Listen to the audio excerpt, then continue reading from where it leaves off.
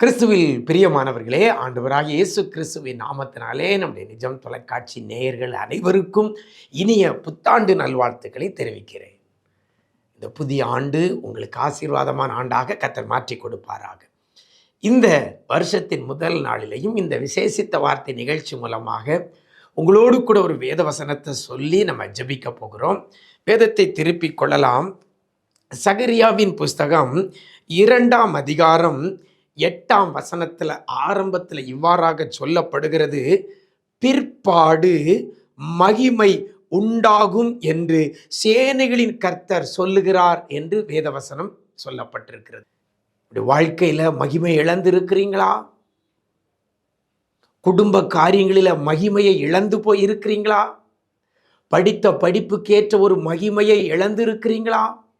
குடும்ப காரியங்களில் திருமண தடை, கற்பத்தடை, குடும்பத்தில் சமாதானம் இல்லாதபடி குடும்ப வாழ்க்கை மகிமையை இழந்து காணப்படுகிறதா?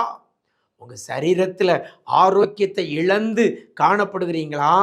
இந்த நாளில், இந்த வருஷத்தின் முதல் நாளில் கர்த்தர் சொல்லுகிற ஒரு காரியம், மகிமை உண்டாகும். மகிமை என்றால் என்ன? சாதாரணமாக நம்ம இருக்கிறது போல இருப்பது அல்ல. ஒரு வித்தியாசமாக நம்மை நடத்துகிறது, ஒரு அடுத்த லெவலுக்கு நம்மை கொண்டு போகிறது. இப்படிப்பட்ட ஒரு நிலைமையில் இருப்போமையானால் கர்த்தர் நம்மை மகிமைப்படுத்தி இருக்கிறார் என்று அர்த்தம். கர்த்தர் நம்மை உயர்த்திருக்கிறார் என்று அர்த்தம். கர்த்தர் நம்மை ஆசீர்வதித்திருக்கிறார் என்று அர்த்தம். என்னென்ன காரியத்தில் குறைவோடு இருக்கிறீங்களோ இந்த குறைவுகளெல்லாம் மாற்றப்படுவதற்கு கர்த்தர் இந்த மாதத்தில், இந்த வருஷத்தில் கர்த்தர் மகிமையை உண்டாக்க போகிறார்.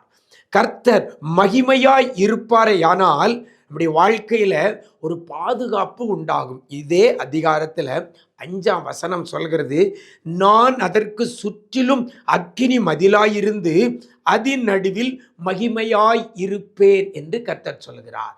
அப்போ மகிமையான நம்முடைய ஆண்டவர் நம்ம நடுவிலே இருப்பாரையானால் நமக்கு ஒரு அக்கினி மதிலை போல பாதுகாப்பாக இருந்து நம்முடைய வாழ்க்கையில் நம்முடைய காரியங்களையும் மகிமை அடைய செய்வார். பிரியமானவர்களே, எதிலிருந்து உங்களை விடுவித்துக் கொள்ளணுமோ அதிலிருந்து ரிலீஸ் பண்ணிடுங்க. உங்களை விடுவித்துக் கொள்ளுங்கள். பிற்பாடு மகிமை உண்டாகும் என்று சேனைகளின் கர்த்தர் சொல்கிறார். உங்களை மகிமையினால நிரப்புவார், உங்களை மகிமைப்படுத்துவார். எங்கெங்க வெட்கப்பட்டீங்களோ அந்த இடத்துல கர்த்தர் உங்கள் தலையை நிமிர செய்து உங்களை ஆசீர்வதிப்பார். அப்படிப்பட்ட கிருபையை இந்த ஆண்டு முழுவதும் கர்த்தர் தருவாராக. God bless you.